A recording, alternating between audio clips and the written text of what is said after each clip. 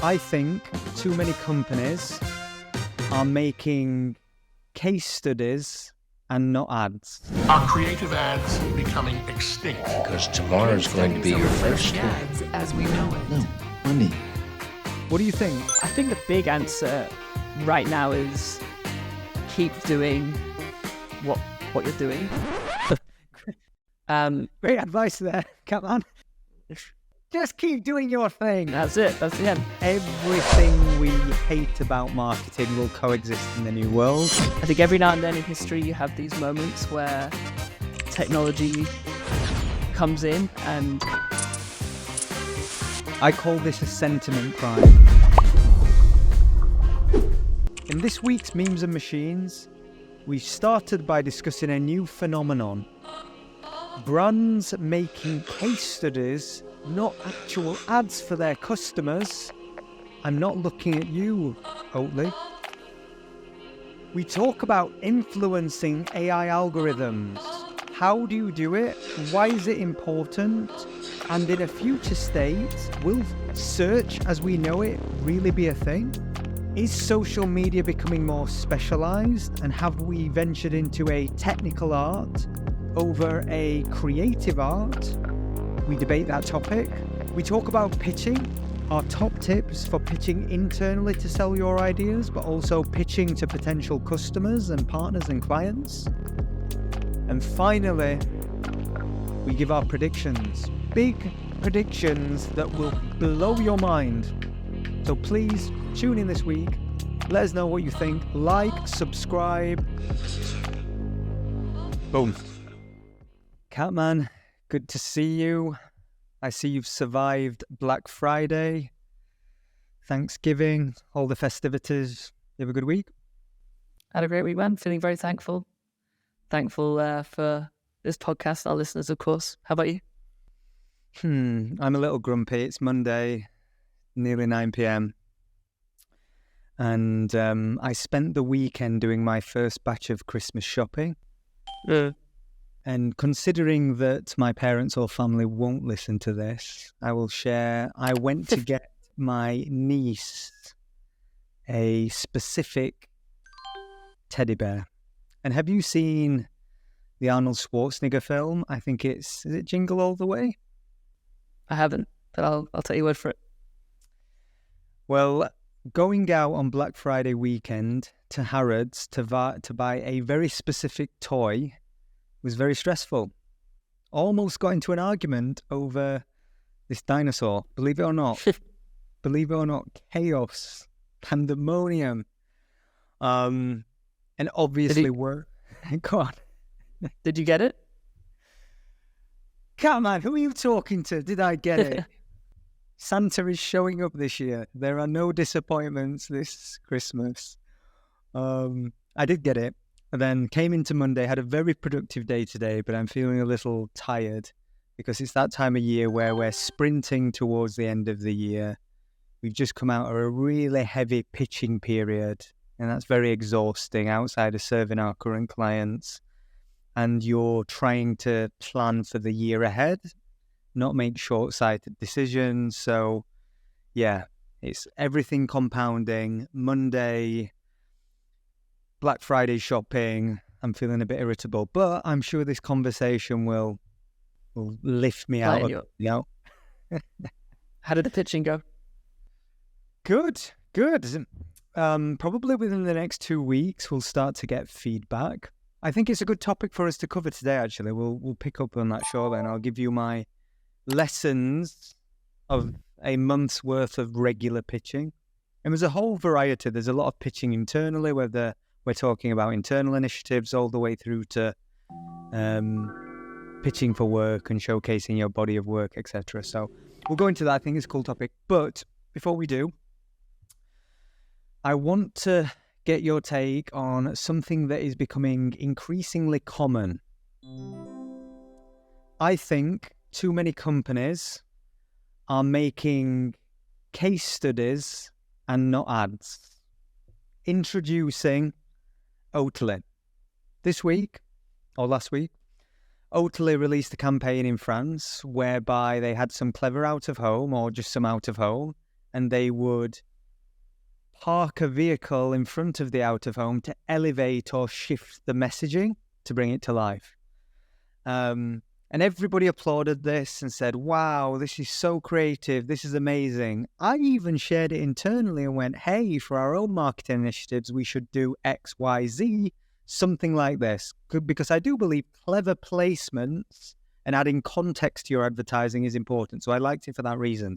However, I reflected and just said, does the world care beyond the ad industry? And are we just making case studies and not ads that actually work? Hit me. Yeah, I think Oatly was like a brilliant example of this, which I think has been something that has become more and more ubiquitous over the years as more and more awards exist and people, want that LinkedIn dopamine hit of 100 likes on their award photo. I think this was a really good example because the motivation behind the campaign was that in Paris there are laws over companies using murals and graffiti to advertise.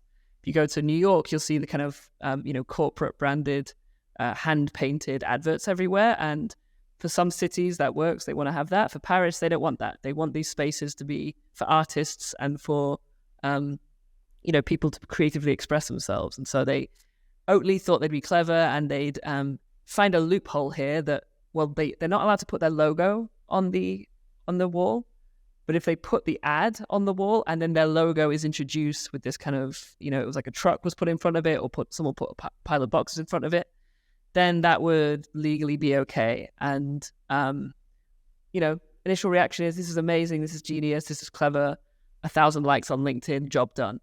The side of it, which people didn't see, was that Parisians, people who are local to these ads, absolutely hated it.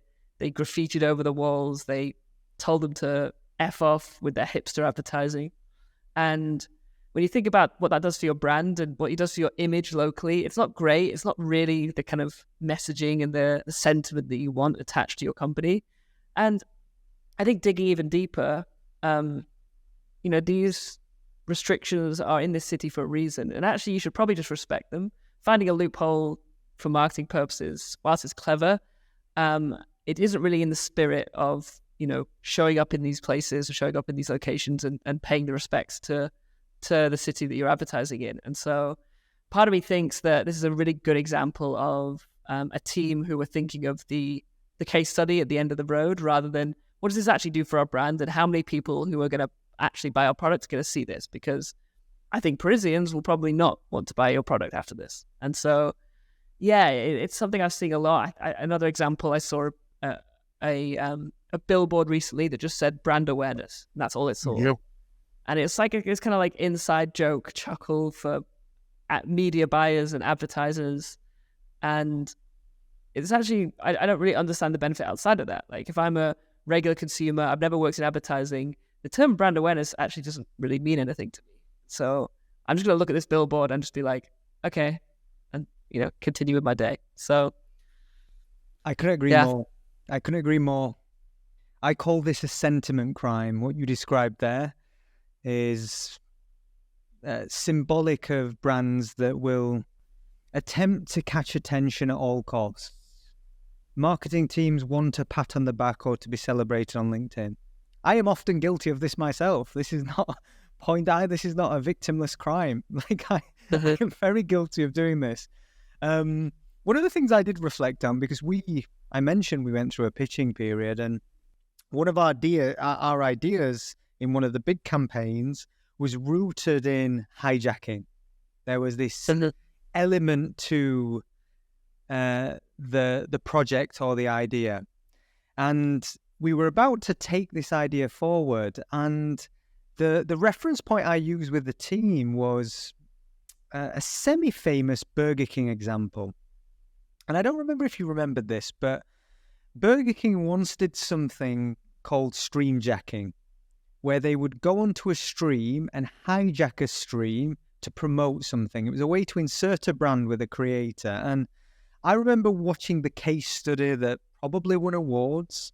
And this case study was amazing. I watched it and went, oh, that's so clever. That's super interesting. And basically, Burger King, to promote a new menu, went on and started like gifting streamers with menu items so that they would get shout outs. And it was to talk about a new menu that was launching. And there's me going, this is amazing. This is amazing. I actually did a little bit of desk research ahead of this pitch around that campaign. And despite my memory telling me this was the best thing since sliced bread, the sentiment around it was awful. I mean, like, the gaming community went after Burger King, said this is disgusting, you're stealing a living, brands aren't welcome, and it was completely rejected. They committed a sentiment crime. They didn't realize the context of how often creators have an antagonistic relationship with Twitch and Amazon. They didn't realize that it can be quite a hostile place for brands that aren't supporting creators, instead just stealing their attention.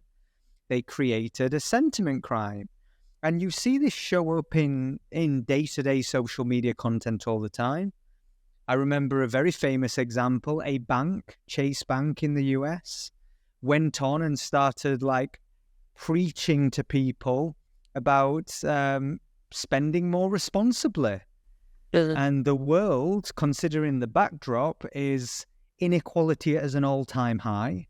The banks, within the last decade of this time, had just received a $20 billion bailout. And you preach to the average person that the reason they're poor is because they're not spending their money responsibly. And this just galvanized the internet on Twitter. I believe like musical senators went after them, and this became this huge thing. And it's because they didn't have the self-awareness and they committed a sentiment crime. And inadvertently, after the fact, they did some quite clever follow-ups that I kind of respect. But I see this more and more in this world whereby as marketeers, we're always trying to interrupt people's day. And I think we are missing a trick where we're just creating things that are purely based on attention hacking. And this is what it feels like to me. Go a step further, we're producing things that are just case studies. They're not even going as far as like stopping the average person in the street, because the average person's just going, I don't give a fuck. I don't care. Probably even worse, right? What lessons would you give to marketeers when they're thinking about concepting and wanting to stop people in their tracks through clever placements or tactics? What advice or principles would you advise them to guide them? Yeah, the Burger King and Twitch example is really good because I think a lot of the hate from that came from the fact that what Burger King are doing is they're advertising on the creators' platform without remunerating them fairly. So they may have like bought a shout out or something that was probably $5 or whatever. And if you want to sponsor a stream, that creator is probably going to ask $10,000, $15,000. No. And so what Burger King haven't done there is being close enough to the audience they're trying to speak to. And if they're close enough to the creators and they're close enough to the audience of the creators, they know the transparency between a creator and their audience and how they talk about sponsorships. And so, there's this like high awareness there. And so the creators, you see when the Burger King ad kind of pops up without their consent, whatever, on the stream, you can see they're kind of like, oh, like, well, you didn't pay me for this. I shouldn't support this. And the audience actually, there's a relationship between them that they understand that as well. And I think it's the same. I can think about it the same with the Oatly example. There's just a lack of closeness. There's a lack of proximity to the audience that they're trying to market to. They're too far removed. And if you had somebody who was, a member of the artist community in Paris, or even a Parisian themselves, just in the room while they came up with that idea, they probably would have raised their hand and said, actually, we shouldn't do this because I think the public backlash is not going to be good. And I think the same is with the Twitch example. So just being closer to the audience you're speaking to and speaking to the audience you're trying to speak to, consulting them beforehand is a good example. And I think the second thing you said is really interesting. Don't interrupt their day. I think that's a great way of framing it, where most of your energy should be spent creating things that are going to find people organically because they're that good and because they provide value to them. It's like an example is, why I invest or I encourage my team to invest so heavily in our YouTube channel, because the action of somebody coming to our channel to learn something and consume the content proactively is just a much better position to be in as advertisers than trying to find them through media buying.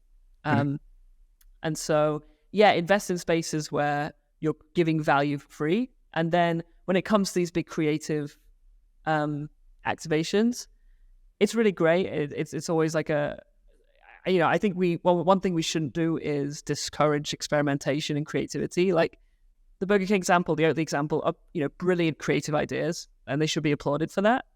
But it's just thinking of the second order effects and really kind of, I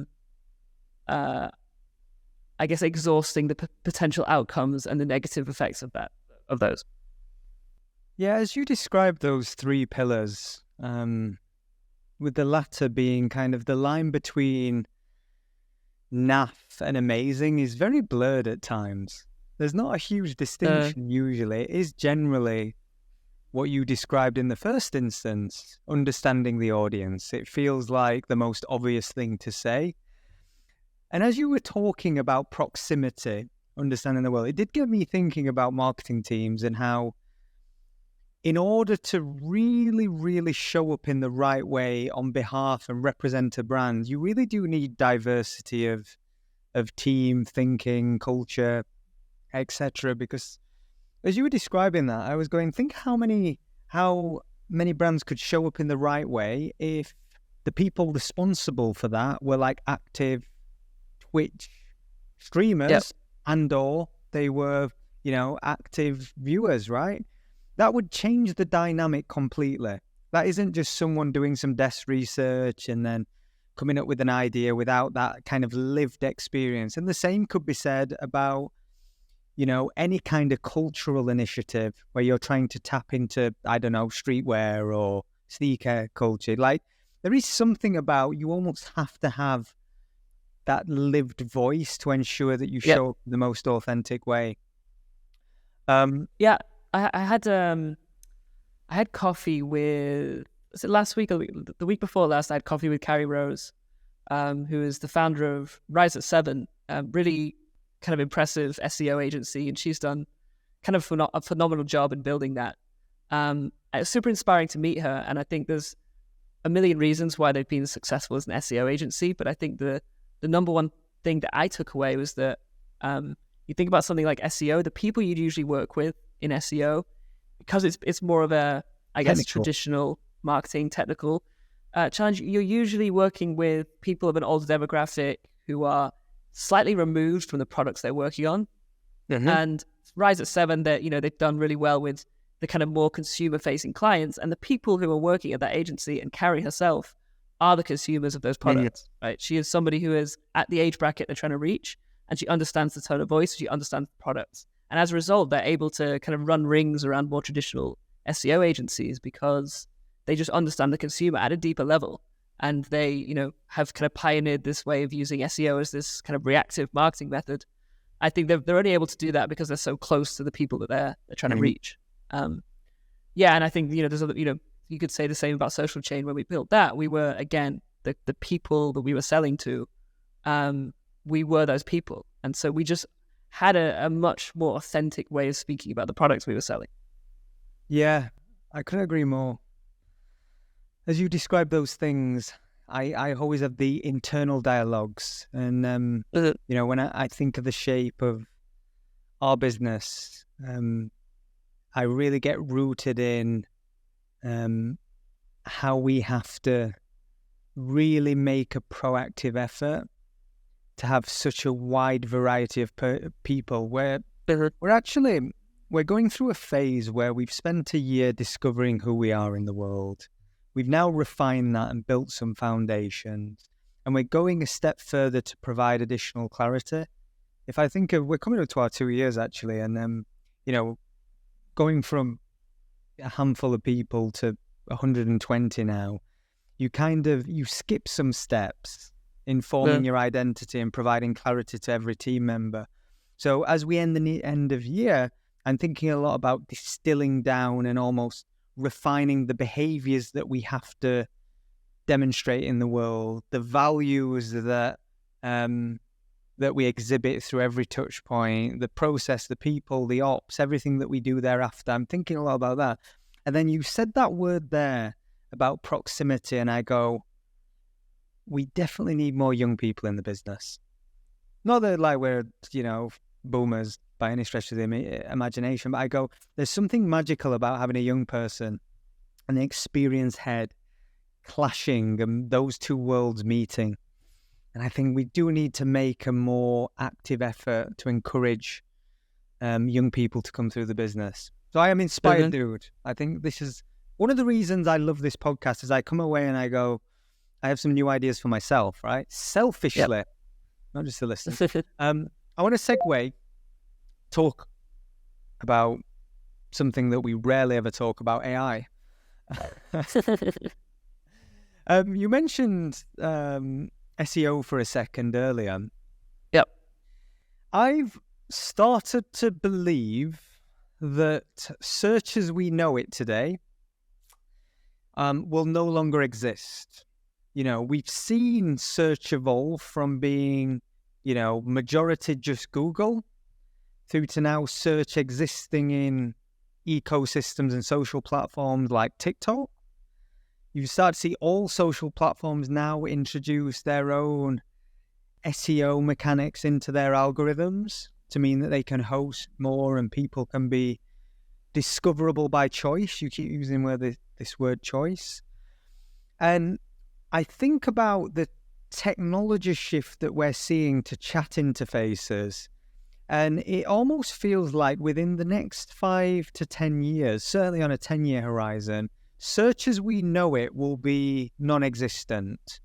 We were once led to believe that voice was going to be the thing that truly displaced search, meaning we were all going to use Siri, we were going to use Alexa Home, and we were never going to type and look and get on a desktop again. That proved to be false because the only thing that any of us use Alexa or Siri for is the weather, the time, and to play music.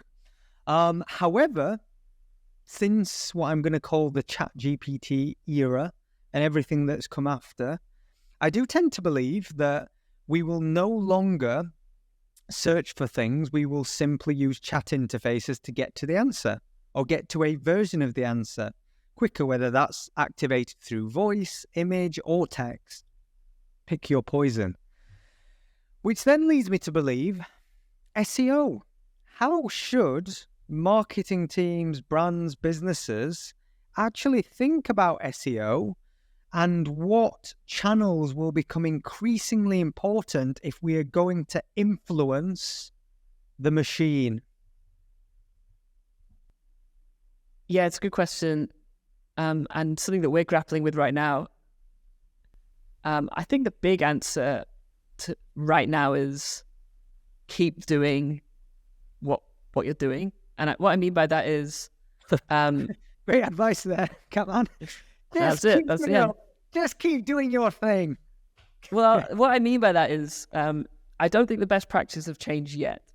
And so the example I'll give is, so, we have spent the last 2 years trying to rank high for various SEO terms. And then ChatGPT comes along and it's like, okay, how do we adapt? Well, right now, if you go in ChatGPT and you type in some questions around our tool, we actually come up quite often. And so somebody actually shared it in the chat. They were like, oh, this is cool. I went to ChatGPT, asked it this question, and it sent me to Third Web. How did you do that? How did you figure that out? And I was like, I don't know. I have no idea how we get to be the top answer on ChatGPT, because we don't have access to the, where their tools pull from. What I do know is that, 2 years of optimizing for SEO has probably been where we're able to get those ChatGPT benefits from, because ChatGPT is pulling this stuff largely from the internet. It's trained on information from the internet. And so if you are creating the best content that is optimized for Google, that is going to translate right now to ChatGPT, as far as I'm aware. Beyond that, I think there's going to be a huge amount of optimization and learning as we start to understand more how these tools operate. And I think it's going to be optimized for different things. So like, for example, with Google, we've seen it in the past where, dwell time has been important. So like you should try and put as much information on your page as possible to increase the length of time people spend there. And therefore they will rank higher in Google. With ChatGPT, it's probably going to be more, for example, like, optimize for one word sound bites, like optimize for definitions, because that is going to be pulled out and brought to ChatGPT. I think also just like volume. So like creating volume on the internet is going to be important, like having the most articles about something or having the most educational content about something, because people's ChatGPT searches are going to be way more specific than what we use for Google for. So for Google, it's usually, kind of generalist terms, scrambled egg recipe, right? ChatGPT, I think what people are going to start to think more about using it for is, how do I make scrambled eggs using 5 eggs? I don't have any butter. I have a hop. They're going to like start to give ChatGPT more information than they have in the past. So they get this more curated, specific answer. And so I guess the only way to combat that is just volume. How do you cover for all the potential scenarios and use cases? I agree with everything that you said, apart from the last couple of sentences, which was garbage. People are not...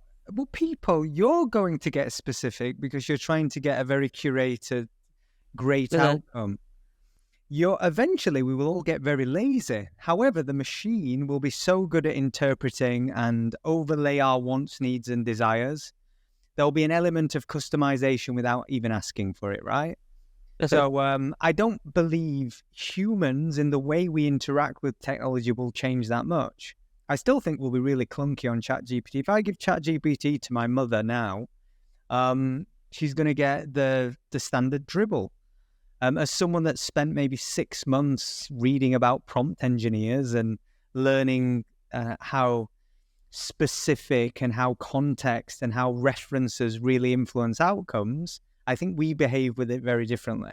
The point I will agree with, that's semantics and just a little point. Sorry, this is stepping away. Is the point that I think you're making is a really powerful, pertinent one, which is do the right things today, and inadvertently you'll probably be set up for the future.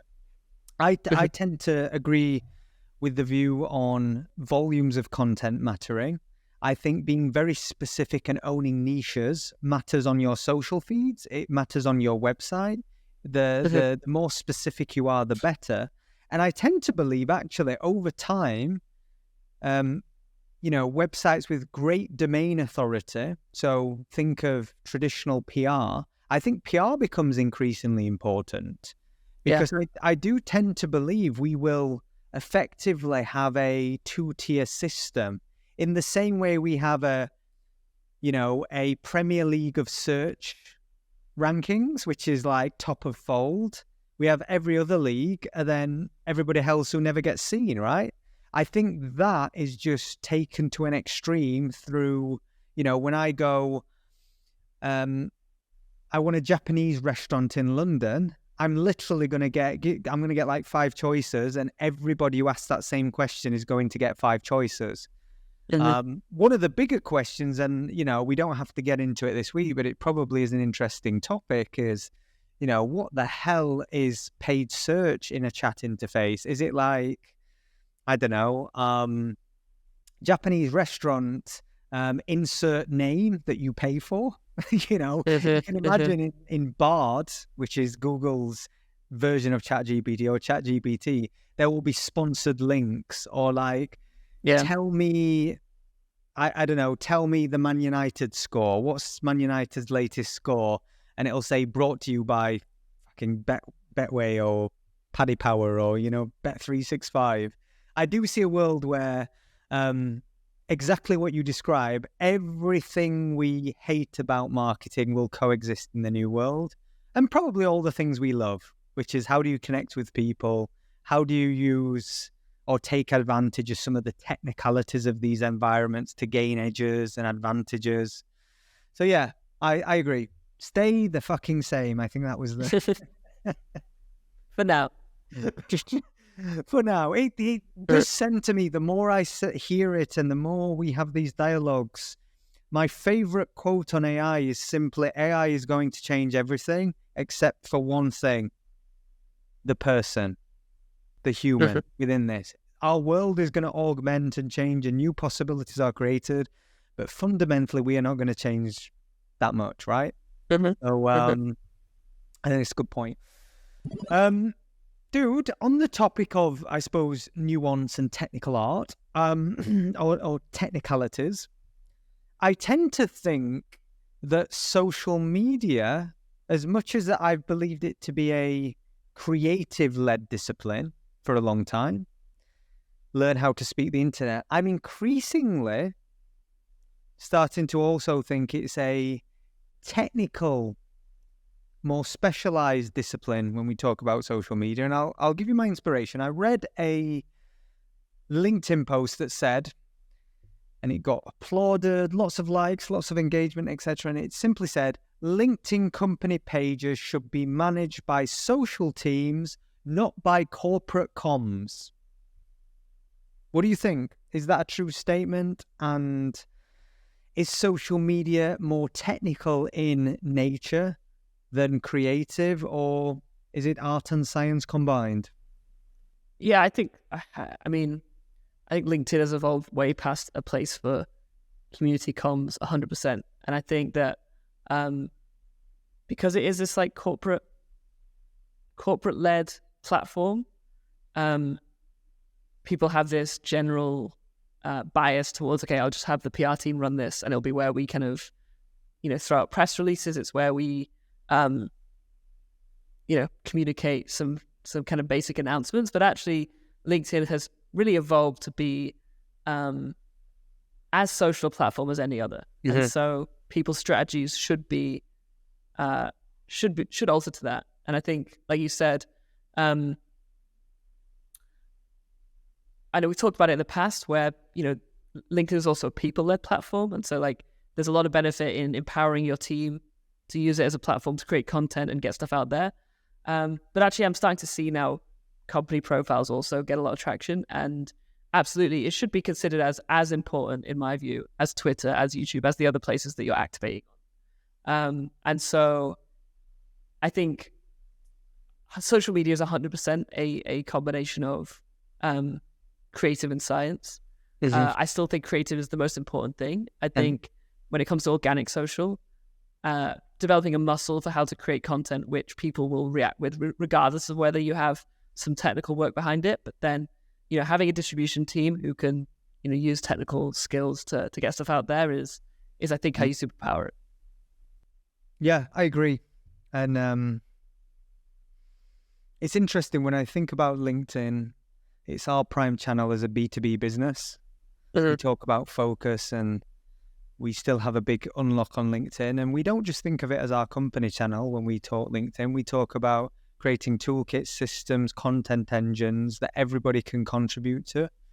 And how do we lower the barrier to inspire people to produce messaging and content? We're now evolving that to say, how do we get more representation and voices across the business, delivering high quality, high caliber content? And interestingly enough, with that new mandate, we've started to focus more heavily on Reels first content, Instagram being our second priority channel. And we're gaining a lot of traction on Reels. And there is a very clear correlation when we get a topic to really land, or we curate a video or a content format that's highly effective on Reels.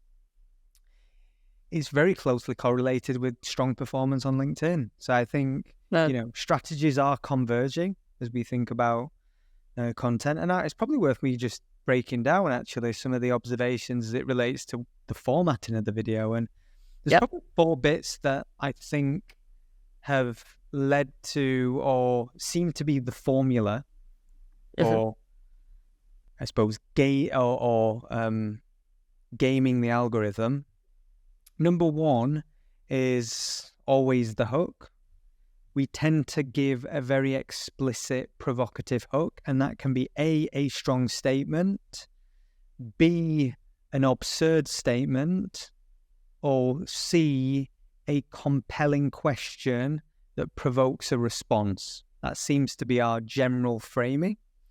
The next thing I noted where we found success is where we give a original take on current affairs or an original take on something that's topical. We talk a lot generally in social media marketing about attaching yourself to a bigger topic. Attach yourself to culture in order to win. And the problem with that is many people are trying to do the same.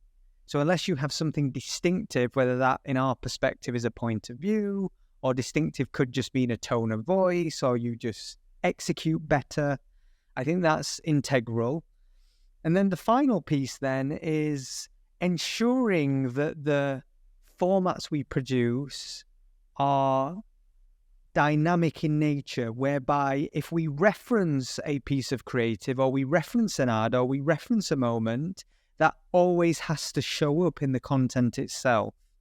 So those three things, from really refining the hook, having a distinctive point of view that's somewhat timely and relevant, and then combining that with ensuring that anything we speak about has full context or references embedded within the content style, that seems to be the formula that all our top performing content shares.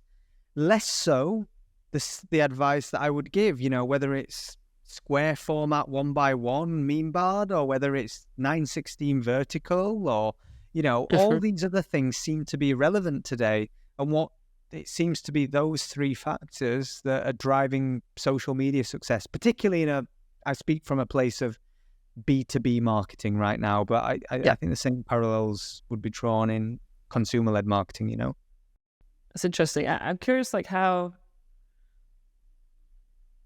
do you resource that? So you have obviously a marketing team for your B2B marketing efforts, but then you talked about empowering, getting other voices within the company to share. Is that something you track? Is that something I'm just curious how that works and how you think about time you spend towards that compared to, obviously doing client work. Yeah, it's a good example. It's a good question. I'll give you one example. We do one shoot per month, and we probably record 20 videos, right? So number one, we get a lot out of maybe one session, and the team are responsible for having concept, why it works. A lot of the current affairs is delivered in the moment, and then in edit we have to identify which within this long production, which do we need to edit first, because it will lose relevance over time. And then what we're currently doing, and we haven't mastered this yet, is ensuring that we use voices in the business that already have strong points of view. So if we just invited anyone in the business and said, give us a take on X, Y, and Z, and they hadn't done their prep work, it's probably going to be ineffective, and we would waste a lot of time. And we've tried that, bringing in different voices. So we hone in on certain people that either have an ability to speak on camera. Our strategy director, Pollyanna, is very articulate, has very strong points of view, incredibly well educated on a range of topics. So she's a perfect candidate to introduce.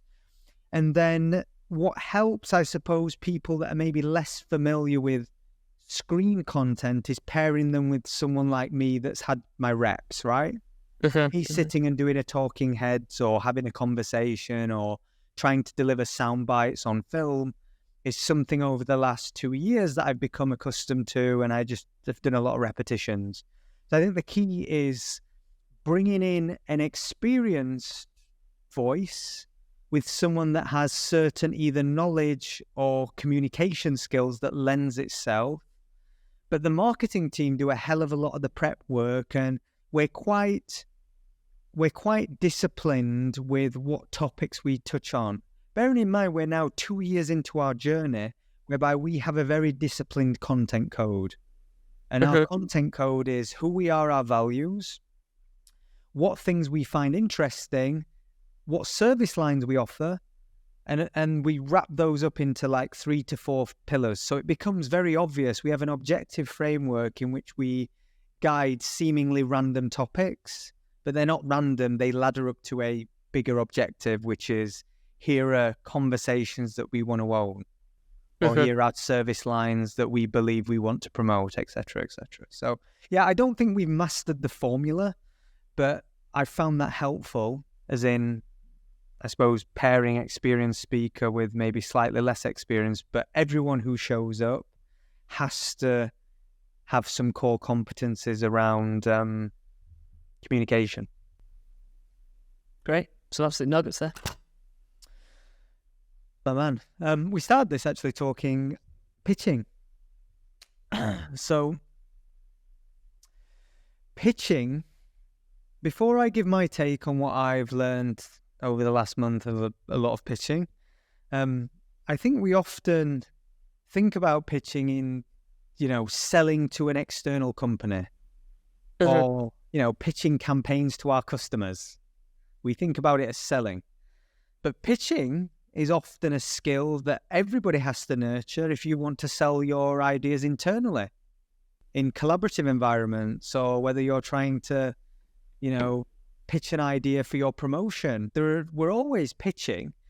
So firstly, can you give me your take on having come from a marketing agency where you would pitch from week to week all the time to now pitching internally within your own walls or being pitched to? What advice, systems, thoughts do you have on that? And is there a difference? Yeah, it makes me think that everybody should spend some time in an agency pitching. At least, not necessarily as like an account manager or as a salesperson, but on the creative side or on the strategy side, because it does develop such a powerful skill, which is being able to convince people of your ideas. And in marketing, it's actually what you're doing 99% of the time, whether it's internally or the work you're producing. You're trying to convince people of the product you're selling or the service you're offering. And I think I was pushed into a position of pitching without really without having a natural tendency for being a salesperson. I was, kind of thrown into, probably because I had good knowledge of social media and the ability to articulate my ideas, kind of thrown into a position of, okay, now you got to go sell them to clients. And it was actually probably the biggest thing that I got for my career, because what pitching, I think, enables you to do is become really good at speaking. It gets you really, really good at articulating ideas under pressure, because it's actually very difficult to think of something or to have an idea that you think is great and then have the words you say match what's in your head. I know that sounds really dumb, but so many times you'll feel yourself say something and then you reflect and go, that sounded awful. That it sounded way better in my head. And actually it usually is better in your head. You're just not very good at speaking it. Mm-hmm. And so being able to string words together under pressure or on demand is just a very, very good skill to have. And you learn it then when you move into a marketing organization. You begin to build influence internally. And I think people underrate the power of having influence within an organization, because, it's not a given that your team or the people you work with are going to put as much effort into the project or the initiative that you're leading on as you do. And so you need to be able to sell these ideas to these people internally to get them all rowing in the right direction or the same direction. And that's where the magic happens, when you can, really sprint towards something and produce something great. And I think that's just, you can say that for marketing, but it's true of anything. The best work you'll ever do is when you get a team behind it, right? Mm-hmm. And so being able to sell them on the outcome, because the hardest thing about marketing is that you haven't seen the outcome yet. You haven't seen the end product. You haven't seen the end, the reaction from your customers. So you have to sell people on that success without that happening. So what advice do you have for people that are maybe less confident? When you were first put in front of a client, a big brand, and you're asked to sell your ideas, what steps would you encourage someone at the start of that journey? Yeah, I think I used to, I guess I would split so let's say I have an idea, right? I would split the concept.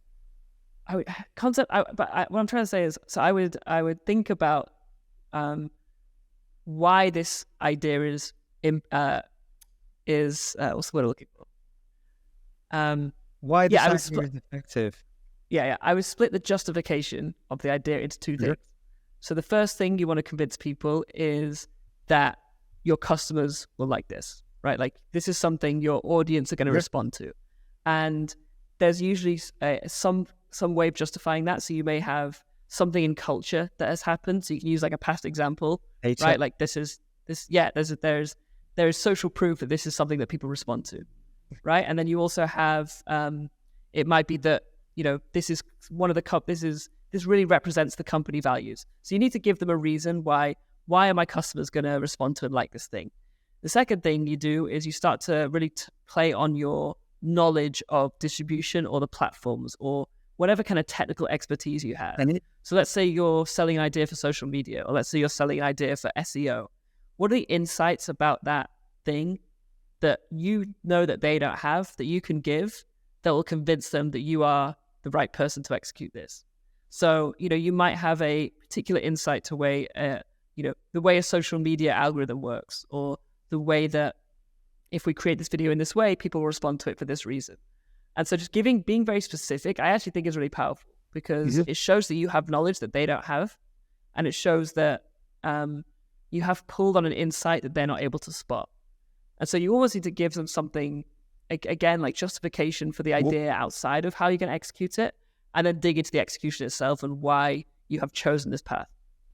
Can I build on that? Because we've spent a lot of time pitching, and I remember the biggest unlock for you, if you don't mind me saying, was very much, we had a conversation and we were going through, you know, articulating the idea, what it was, and you'd say in a statement or a sentence, you call it your single proposition. Here's what it is in a sentence or a paragraph.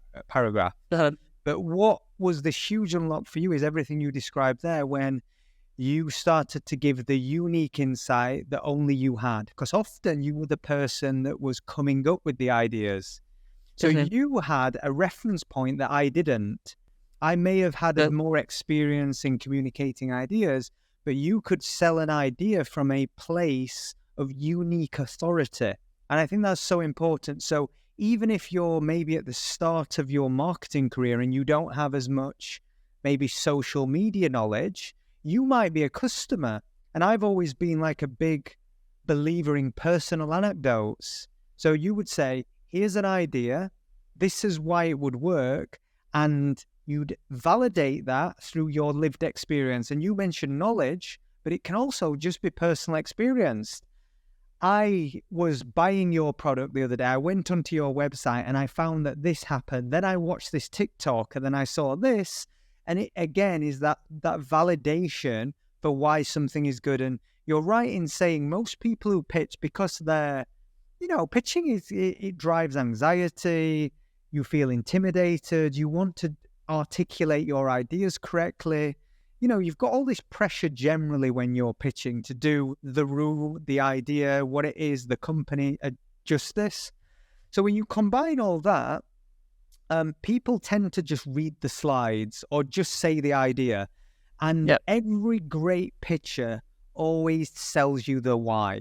And the idea itself is usually way less important.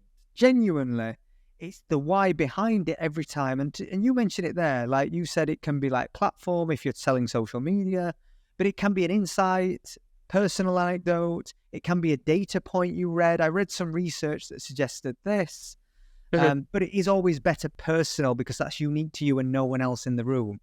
And I can't disprove you in that sense. So, everything you described there, I think, is probably the single best advice anyone could take away that has to pitch anything, the why. Yeah, and I would like, to get really specific, like you said, a really good exercise to do is never rehearse rather never rehearse, but never learn word for word what is on the slide deck. Never ever go into a pitch reading from the deck. And I think rehearsing is good, but I remember never over rehearsing. I would rehearse like twice, and then I would try and make it feel as organic and as natural as possible, because I am just having a conversation. And if you sound rehearsed, all of a sudden there's this kind of general skepticism that this is okay. Well, they've polished this, and that it's insincere, and they're trying to sell this to me. The other thing I'd say is like the great thing about the internet is that we now have a bank of 10, 20 years of consumer conversation, recorded consumer conversation that you can call on to paint your picture and tell your story. And like a lot of people just aren't very good at using the search function in social media apps. But I think what we were always really strong at is being able to go into Twitter and not just have us backing up the story we're telling or the insight we're pulling, but having 20 random people we found online.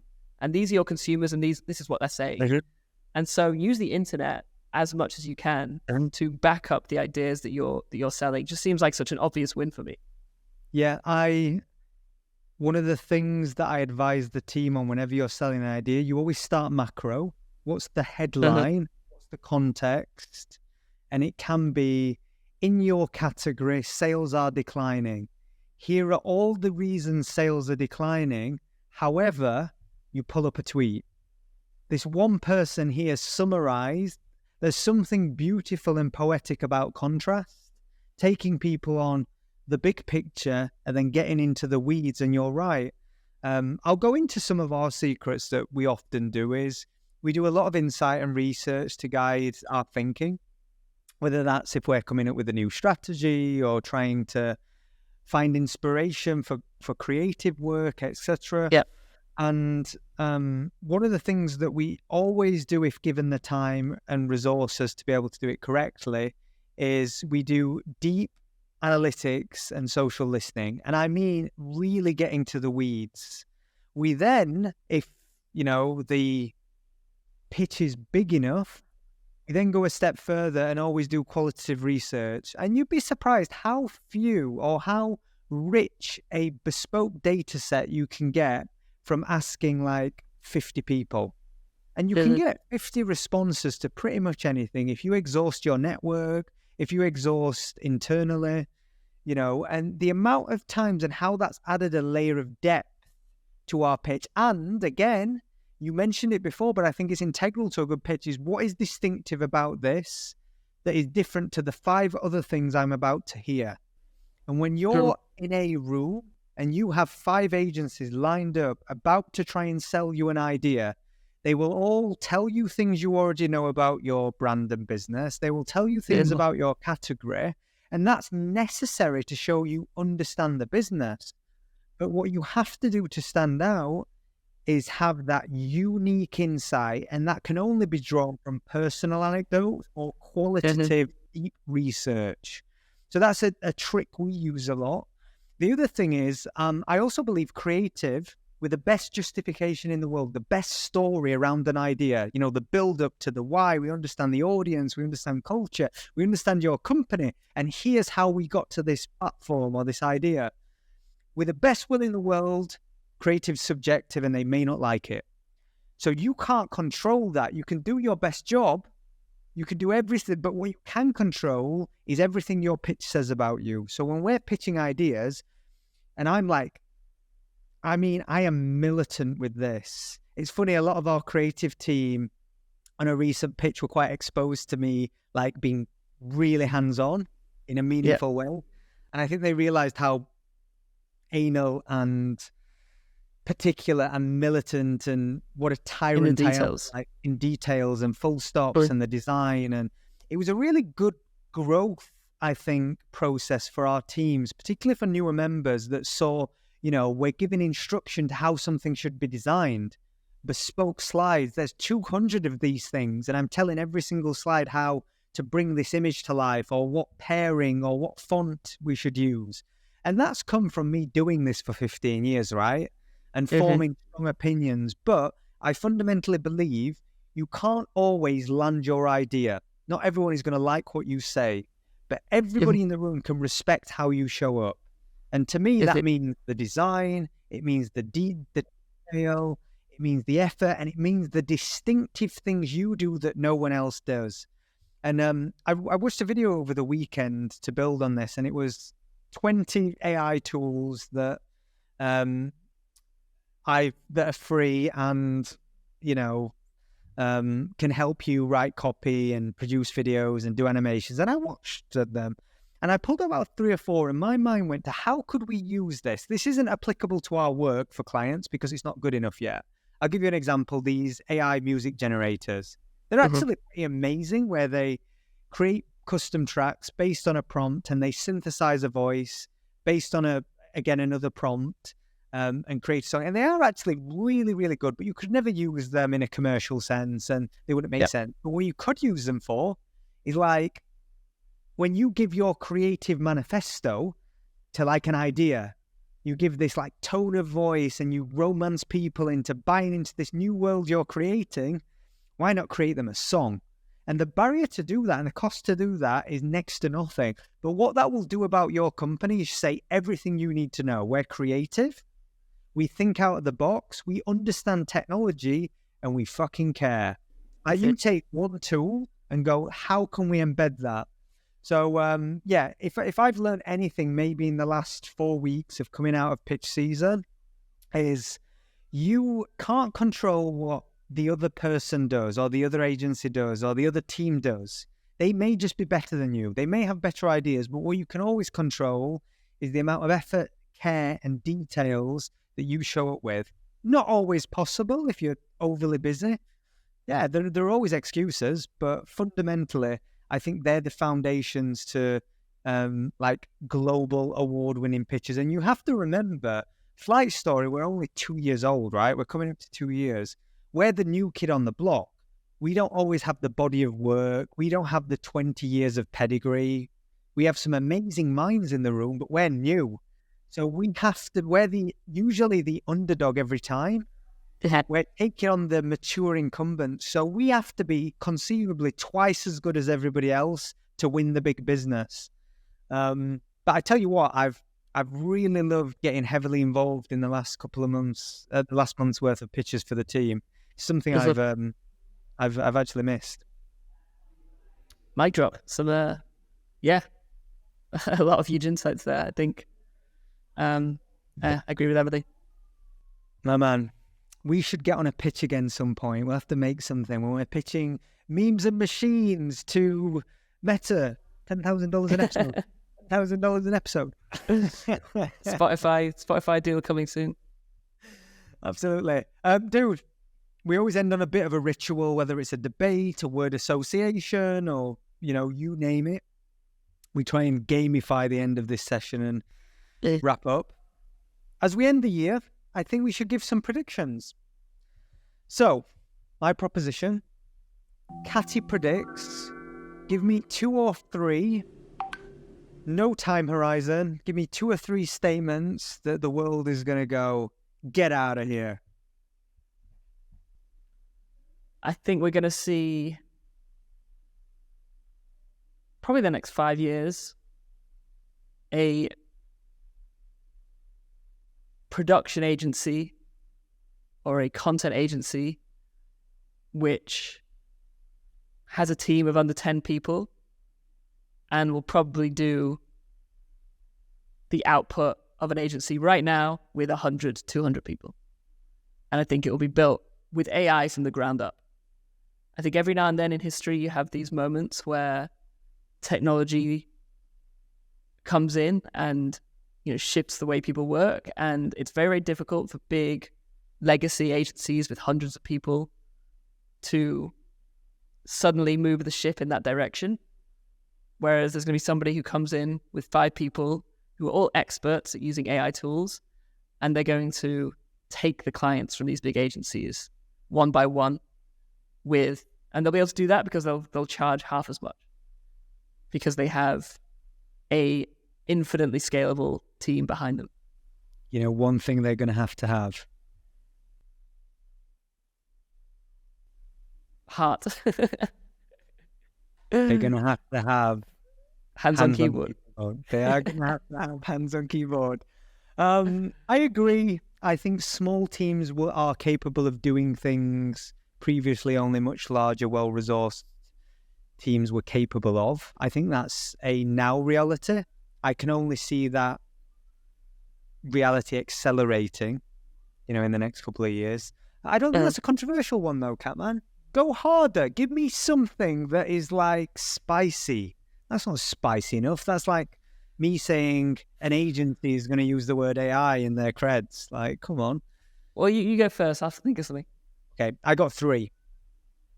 Right. I think by 2025, AI will be a disgusting, dirty word that people reject. Number 1. Interesting.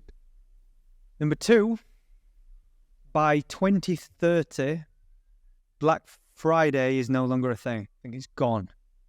I think it's disappeared, run its course, and it will no longer be a thing. Why? Number 3, I'll let you know why in a second. Number 3, I think in the near future, influencer agencies will be on the decline. They've had a meteoric rise year after year after year for the last decade. I think influencer agencies will decline. And I'll start there, actually. I think they've become too commoditized. I think many of them are deceitful and non-transparent. As part of our corporate strategy, we invest in companies. And I have the good fortune of meeting lots of agencies of all types in all service disciplines. And it still blows me away. And bear in mind, there are some ethical, responsible, great creator influencer agencies out there. But I have met and seen some where they make crazy margins, meaning they're making 50% fees. And I go, well, there's only one way you can do that. Clients will never pay 50% markup on an agency fee. So there's only one opportunity. It means you are lying to someone. You're either not passing value. And I've always felt ajar with this idea of, not having transparency. And I think creator agencies are going to become less valuable. More of the information and data will be held by the brands, and you've seen this trend. And I just think the model's flawed. Why would I pay a 50% markup to then go to, an agency that's putting a 20% markup, an agent, should I say, putting a 20% markup, that's going to a creator that's overcharging anyway because one brand a month before overpaid them. So the pricing dynamics are all over the place. And I just go, brands are losing out. The same thing over and over again. Costs in influencer marketing are going up. Efficacy goes down. It's a recipe for disaster. So I think we've seen the end of the rise of influencer agencies, or certainly this commoditized version. You asked me, why will Black Friday disappear? I tend to think, remember January sales used to be a thing and Boxing Day sales used to be a thing, and then they kind of got lost to Black Friday and Cyber Monday, and then Black Friday kind of now is the month of November. And I just think most sales periods run their course. And actually, when I went out to do some shopping the weekend myself, I was blown away by the number of retailers that I would typically go to that didn't participate in Black Friday. Went into a couple of stores and I was like, any sales? And they're like, nope. So again, I think that's quite a new signal. I'm sure it started last year and it'll take some time. That's why I say by 2030, I think Black Friday is going to disappear into obscurity at some point. Love it. Cool. All right, man. Well, unless you have a bomb to drop on everybody and myself, we can leave it there. I don't think I was too busy listening to yours. Stay tuned next week. Tune in next week. Catty is going to drop a bomb. A bomb. Like, subscribe, all that good stuff. Thank you.